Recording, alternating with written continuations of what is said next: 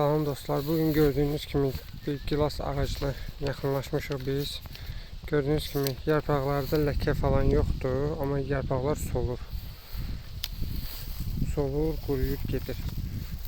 Bunun səbəbləri nə ola bilər deyə gördüyünüz kimi. Bu o deməkdir ki, hansısa bir mineral gübrə çatmır, mineral maddə çatmır bunlarda, yarpaqlarda. Bunun üçün biz ağaca nə ata bilərik? Həm mankazeb, həm penkanazol, içində bor, molibden olan gübrələr və ya kombin gübrələr var. Yəni kombin o deməkdir ki, kompledə, yəni bütün hamısı içində elementlər olan, mikro elementlər olan. Deməli, dəmir, sinkdir, maqneziumdur, bor, molibden olan yarpaq gübrələri verməliyik bu ağaca. Dərmanlama niyə yarpaqdan olunmalıdır? Çünki yarpaqdan daha tez effekt verir.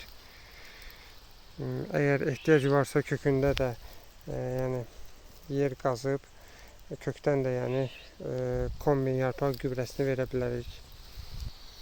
Həm torpaqdakı həll olmamış mikroelementləri parçalamağa kömək edir kombin gübrəsi. Həm pH səviyyəsi yüksək və ya mikroelementlər az olan torpaqlara xeyirlidir.